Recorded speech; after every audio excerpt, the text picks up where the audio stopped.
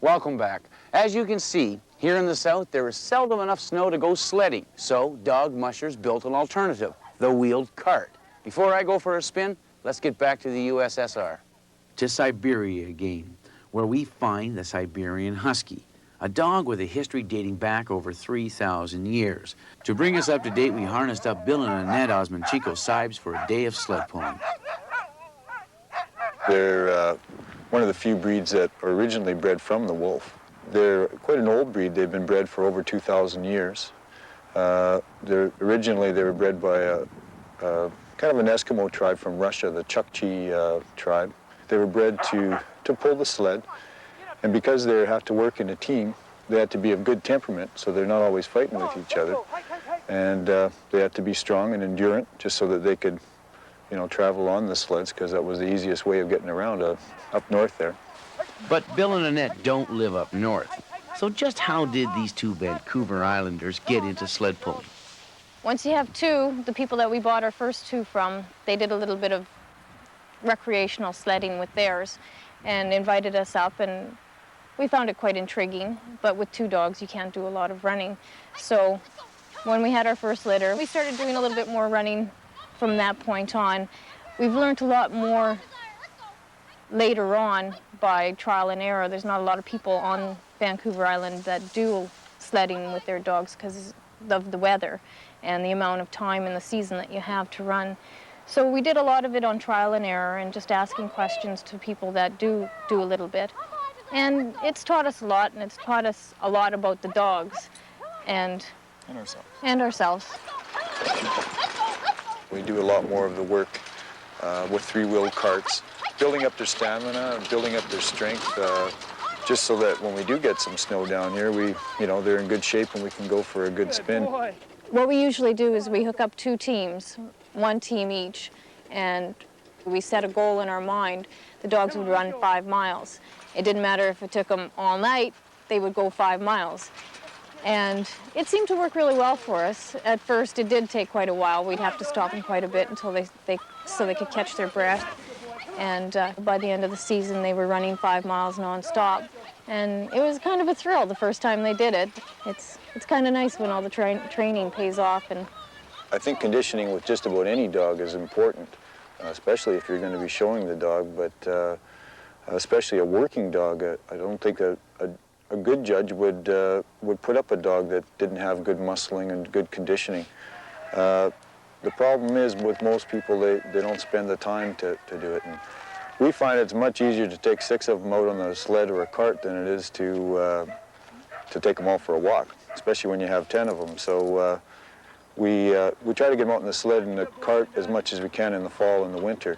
I think it also helps them mentally to be in good condition. I think anybody that works out and is physically fit would probably agree with that. It helps you, it gets you up, it makes you more energetic, it makes you feel better. The commitment to campaigning Huskies as show dogs is a time-consuming one. Then there's also the pressure that comes with competition. The benefits of dog sledding in dealing with both these problems is pleasantly surprising. there's a lot of stress when you go to a show, being that you and your dog have to perform well in front of a lot of people, whereas with the sledding, you're at home and you're one-on-one. There's nobody there to impress, just yourself. It's really enjoyable. It's a time to get all of the dogs out of the kennel at once, and they really enjoy it. You know, you hook them up to those carts and sleds, and they just start screaming. They want to go. They see a harness, and they see the sled, and they get excited. And I think it's important that we keep that part of it alive, because too many of the breeds, they were originally bred for something, and now because people have just used them for pets or for showing, they've destroyed those breeds, and they can't do what they're originally bred to do, and that's really unfortunate. Bill and Annette have resolved that their Sibes will be more than just show dogs, so when the weather gets cool enough, it's time to hitch them up.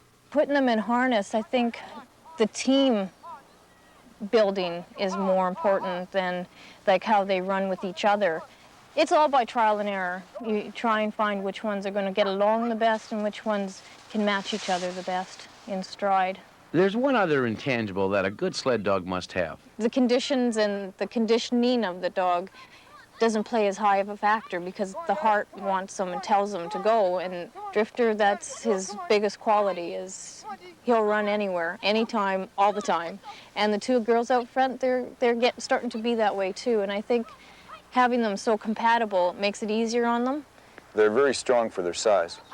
And compared to a Malamute or a Canadian Eskimo dog or a Samoyed, more the Canadian Eskimo dog, they're smaller than them, and the Malamute is much bigger and is more of a freight dog, where these dogs are a little more streamlined and can run a lot faster for a longer distance. And so as far as a racing type of dog, they're probably the best one of the four. So how would a team of Sibes do in a race like the Iditarod? It's difficult to compete against the Alaskans, which are crossbreds, and also even just the running lines, because they tend to breed them for attitude, and attitude, I think, is the most important, because you can have the best built dog, but if he doesn't want to run, you're not going to go very far. But then, of course, if you have a dog that wants to run, you've got to be built well so that he can go over a long distance as well. The conformation of the dog is very important, but the attitude is probably the most important. Speaking of attitude, just what is it that drives the recreational dog musher? I really like watching two dogs that work well together, because it is beautiful. To see two work so good. It's poetry in motion. They just go and they're side by side and they work so nicely together. Come on, let's go. Come on, hike it up there. I think the thing that really hooked me, the running aspect of the Siberians, and that was when I finally got a large enough team that I could go a good pace and had them trained well enough that actually I could relax a little bit and just let them run, and I wasn't yelling at them or anything to speed up, and going along in the snow, and you got snow all around the trees, and it's really quiet. It's like nothing else, and the dogs are just running along. You can hear them running and you can hear them breathing, and it just gives you a feeling that you can't get from anything else.